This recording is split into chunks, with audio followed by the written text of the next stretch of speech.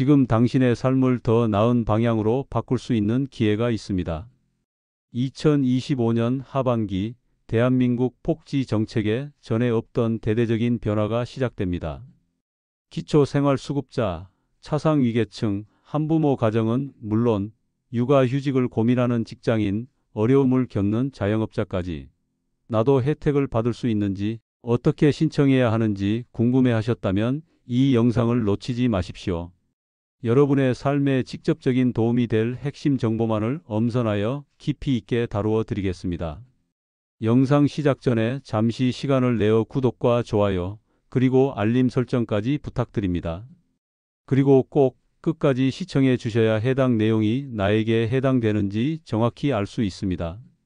이번 정책 개편은 단순히 지원 금액을 늘리는 것을 넘어 각 계층이 겪는 고질적인 문제들을 해결하고 자립을 위한 기반을 마련하는 데 중점을 두었습니다.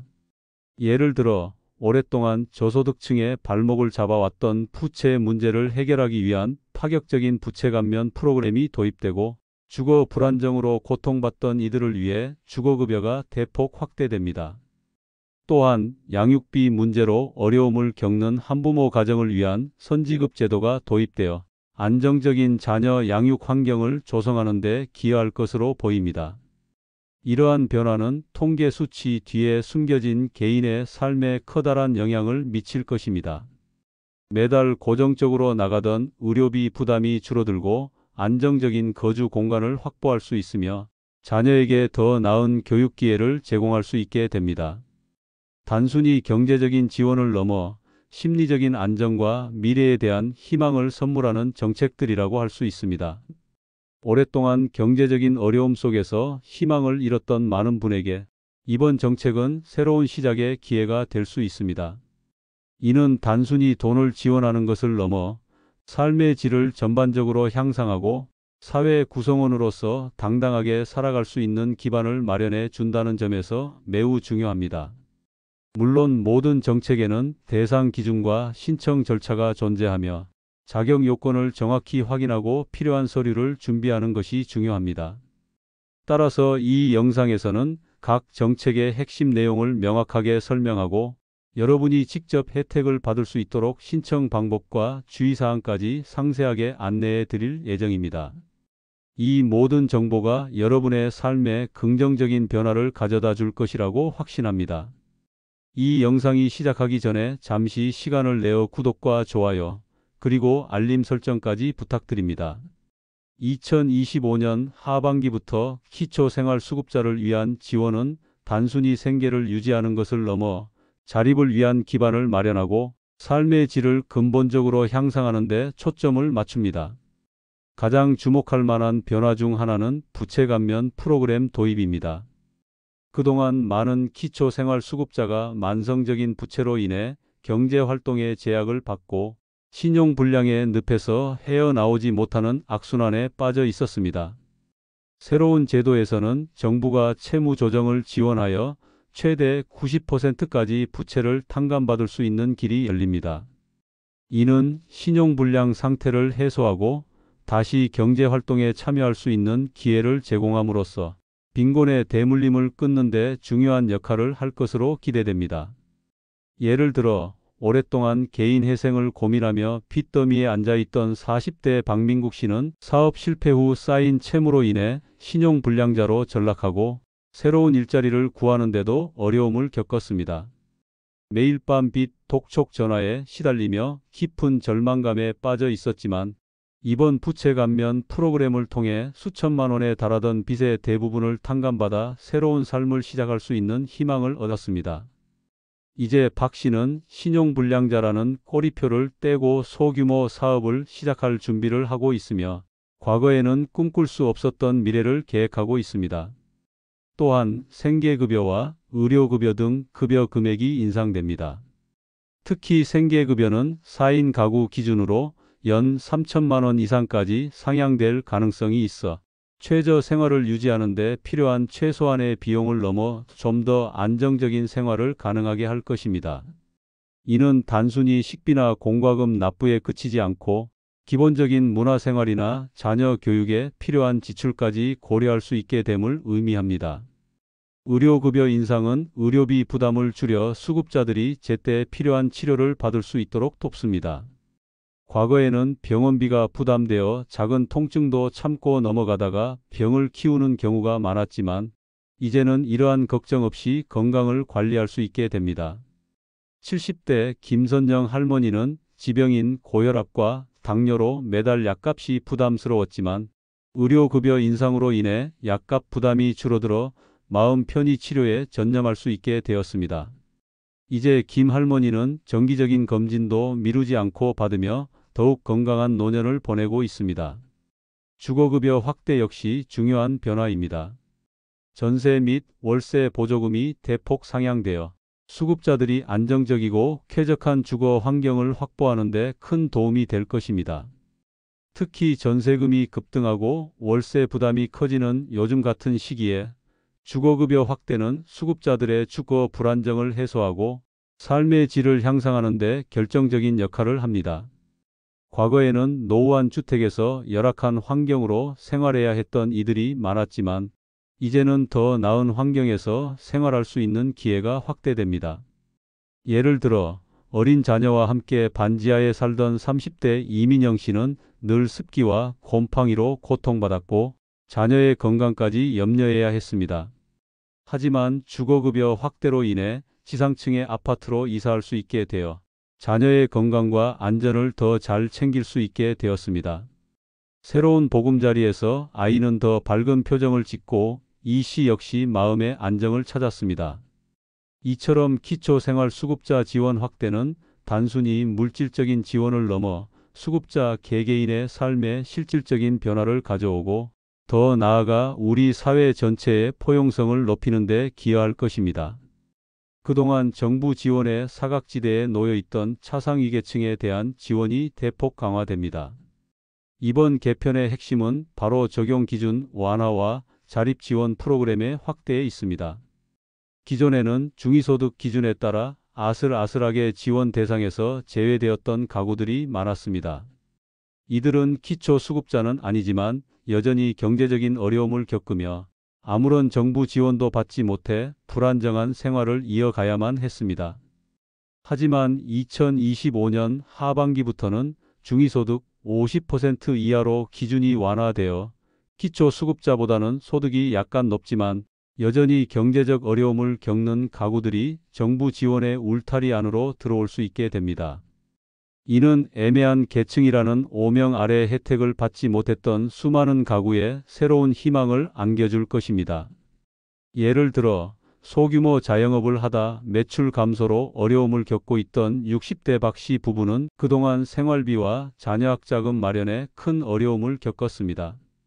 간신히 중위소득 40%를 넘는다는 이유로 기초수급 대상에는 미치지 못해 어떤 지원도 받지 못했습니다. 하지만 이번 기준 완화로 차상위 계층에 포함되어 자녀의 교육비와 안정적인 주거 지원을 받을 수 있게 되었습니다. 이제 박 씨 부부는 자녀의 미래를 걱정하며 밤잠을 설치는 대신 새로운 희망을 품고 다시 사업을 일으킬 에너지를 얻었습니다. 주요 혜택으로는 자활근로 프로그램의 활성화가 있습니다. 단순히 현금을 지원하는 것을 넘어 일정 기간 근로에 참여하면 추가적인 현금 지원을 받을 수 있도록 하여 자립 의지를 북돋습니다. 이는 일시적인 지원에 그치지 않고 스스로 경제활동을 통해 자립할 수 있는 발판을 마련해주는 효과적인 방법입니다. 예를 들어 오랫동안 실업 상태에 있던 40대 김명국 씨는 여러 차례 취업에 실패하며 자신감을 잃은 상태였습니다. 하지만 자활근로 프로그램을 통해 바리스타 직업 훈련을 받고 새로운 일자리를 얻게 되었습니다. 그는 이제 단순히 정부 지원에 의존하는 것이 아니라 자신의 노력으로 수입을 창출하고 삶을 개선할 수 있다는 자신감을 얻었으며 미래에는 자신의 카페를 여는 꿈까지 꾸고 있습니다. 또한 교육 및 보육비 추가 지원이 확대됩니다. 차상위계층 자녀들이 경제적인 이유로 학업을 중단하거나 충분한 교육 기회를 얻지 못하는 일이 없도록 학비, 학용품비, 방과 후 수업료 등 다양한 교육 관련 비용이 지원됩니다. 이는 자녀들의 교육 격차를 해소하고 건강한 성장을 돕는 데 필수적인 요소입니다. 더 나아가 전세 자금 및 임대주택 우선 공급 혜택이 주어져 안정적인 주거 환경을 확보하는 데 큰 도움이 됩니다. 주거는 생활의 가장 기본적인 토대이므로 안정적인 주거 환경은 차상 위계층 가구들이 경제적 어려움을 극복하고 자립하는 데 필수적인 요소입니다. 신혼부부인 30대 최성국 씨 부부는 높은 전셋값 때문에 서울 외곽에서 불안정한 월세 생활을 이어가고 있었습니다. 매년 오르는 월세와 전셋값에 막막함을 느끼던 이들은 이번 차상위계층 혜택으로 임대주택에 우선 입주할 수 있게 되어 안정적인 보금자리에서 미래를 계획할 수 있게 되었습니다. 이제 이들은 더 이상 주거 문제로 고민하지 않고 서로의 꿈을 응원하며 삶을 꾸려나가고 있습니다. 이러한 정책들은 차상 위계층이 단순히 지원받는 존재를 넘어 자립하는 주체로 성장할 수 있도록 돕는 데 그 목적이 있습니다. 경제적으로 어려운 상황에서도 자립 의지를 가지고 노력하는 이들에게 더 많은 기회와 실질적인 도움을 제공함으로써 우리 사회의 건강한 구성원으로 당당하게 살아갈 수 있도록 지원하는 것입니다. 한부모 가정이 겪는 가장 큰 어려움 중 하나는 단독으로 자녀를 양육해야 하는 경제적 부담과 때로는 사회적 편견입니다. 2025년 하반기부터는 이러한 한부모 가정에 대한 지원이 양육비 선지급 제도 도입을 중심으로 대폭 확대되어 양육자의 경제적 부담을 덜고 자녀들이 안정적인 환경에서 성장할 수 있도록 돕습니다. 가장 혁신적인 변화는 바로 양육비 선지급 제도입니다. 이제 양육비를 받지 못해 발을 동동 구르던 상황은 과거의 일이 될 것입니다. 자녀 1인당 연 240만 원의 양육비가 정부에서 먼저 지급됩니다. 이는 양육비 미지급으로 인한 경제적 어려움과 심리적 스트레스를 크게 줄여줄 것입니다. 과거에는 양육비 소송이나 강제 집행 절차를 거쳐도 양육비를 제대로 받지 못하는 경우가 많았습니다. 오랜 시간과 비용을 들여도 결국 양육비를 받지 못하는 사례가 허다했고, 이는 한부모 양육자들에게 이중의 고통을 안겨주었습니다. 하지만 이제는 국가가 먼저 양육비를 지급한 후 양육비 미지급자에 대해 구상권을 청구하는 방식으로 전환되어 양육자가 안정적으로 자녀를 양육할 수 있는 기반을 마련해 줍니다. 예를 들어 전 배우자로부터 양육비를 전혀 받지 못해 생계에 어려움을 겪던 30대 박미정 씨는 매달 마이너스 통장을 메꾸기 위해 힘든 시간을 보내야 했습니다. 하지만 이번 양육비 선지급 제도를 통해 매달 안정적인 양육비를 받을 수 있게 되어 자녀의 교육비와 생활비를 걱정 없이 지출할 수 있게 되었고, 이제는 아이와 함께 외식도 즐기며 평범한 행복을 누리고 있습니다. 또한 추가 혜택으로 자녀 1명 기준 연 276만 원 이상의 지원이 이루어지며, 이는 양육비 선지급과는 별개로 추가적인 경제적 지원을 의미합니다. 이 지원금은 자녀의 건강한 성장과 교육, 문화생활을 위한 다양한 용도로 활용될 수 있습니다. 학용품 구입, 학원비, 보조, 체험학습 참여 등 자녀의 발달에 필요한 실질적인 지출에 큰 도움이 될 것입니다. 더욱이 공공주택 및 장려금 우선권이 확대되어 한부모 가정이 안정적인 주거 환경을 확보하고 경제적인 어려움을 극복하는 데 도움을 줍니다. 이는 주거 불안정으로 인한 부담을 줄여주고 자녀와 함께 안정적인 보금자리를 마련하는 데 큰 힘이 될 것입니다. 과거에는 공공주택 신청 시 우선순위에서 밀려 어려움을 겪던 한부모 가정이 많았지만 이제는 더 많은 기회를 얻게 됩니다. 예를 들어 오랫동안 단칸방에서 자녀와 함께 생활하며 습한 환경과 부족한 공간에 힘들어하던 40대 김은석 씨는 이번 정책으로 공공주택에 우선 입주할 수 있게 되어 더 넓고 쾌적한 환경에서 자녀와 함께 새로운 시작을 할 수 있게 되었습니다. 이제 김 씨의 자녀는 자기만의 공부방을 갖게 되어 더욱 학업에 집중할 수 있게 되었습니다. 2025년 하반기에는 특정 취약계층뿐만 아니라 모든 국민에게 직접적으로 영향을 미칠 중요한 제도 변화들도 시행됩니다. 이는 우리 사회의 전반적인 복지 수준을 높이고 다양한 구성원들이 더 나은 삶을 영위할 수 있도록 지원하는 데 그 목적이 있습니다. 가장 눈에 띄는 변화 중 하나는 육아휴직 제도의 전면 개편입니다. 기존 육아휴직 제도에 대한 불만을 해소하고 부모들이 보다 유연하게 육아와 일을 병행할 수 있도록 지원하는 데 중점을 두었습니다. 앞으로는 최대 18개월까지 육아휴직을 사용할 수 있으며 육아휴직 초기 6개월 동안은 통상임금의 100%를 월 최대 250만 원까지 지급받을 수 있습니다. 특히 주목할 만한 점은 사후지급금이 폐지되고 매월 정기적으로 지급된다는 것입니다. 이는 육아휴직 중 안정적인 소득을 확보하여 경제적 부담을 줄이고 부모들이 육아에만 전념할 수 있도록 돕습니다. 과거에는 사후지급금으로 인해 육아휴직 기간 동안 경제적 어려움을 겪는 경우가 많았지만 이제는 이러한 걱정 없이 안정적인 생활을 유지할 수 있게 됩니다. 예를 들어 아이가 태어난 후 육아휴직을 고민하던 30대 직장인 이모 씨는 사후지급금 폐지와 월별 정기지급 소식에 안심하고 육아휴직을 신청할 수 있게 되었습니다. 이제 이 씨는 육아휴직 기간 동안에도 안정적으로 생활비를 관리하며 아이와 충분한 시간을 보낼 수 있게 되어 만족감을 표현하고 있습니다. 자영업자 및 소상공인 지원 강화도 중요한 변화입니다. 코로나19 팬데믹 이후 많은 자영업자와 소상공인이 어려움을 겪었으며 이에 대한 정부의 지원이 더욱 절실해졌습니다. 2025년 하반기부터는 정책자금 한도가 최대 1억 원까지 확대되고 대출금리가 인하되며 온라인 신청 시스템이 통합됩니다.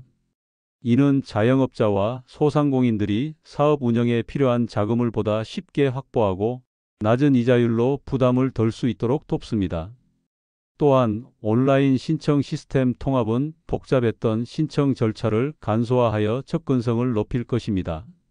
과거에는 복잡한 서류 준비와 방문 신청으로 인해 많은 소상공인이 지원을 포기하기도 했습니다.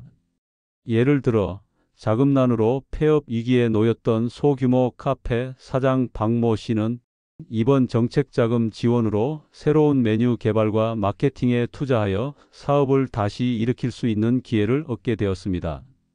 이제 박 씨의 카페는 단골 손님들로 북적이며 다시 활기를 되찾았습니다. 마지막으로 근로장려금 및 자녀장려금 확대 소식입니다.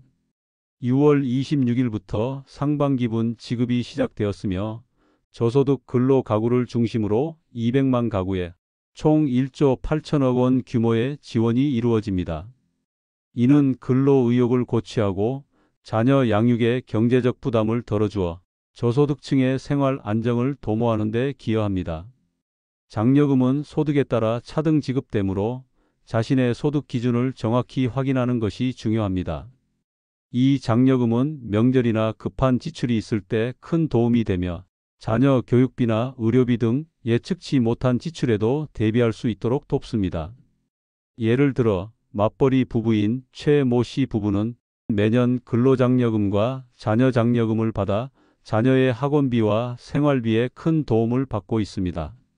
이들은 장려금 덕분에 자녀에게 부족함 없이 교육 기회를 제공할 수 있다고 말합니다. 이처럼 모든 국민이 알아야 할 공통제도 변화들은 우리 사회의 다양한 계층에게 실질적인 도움을 제공하고 더 나아가 경제 활성화와 사회 안정에도 긍정적인 영향을 미칠 것으로 기대됩니다. 지금까지 2025년 하반기부터 달라지는 정부의 주요 복지 정책들을 자세히 살펴보았습니다.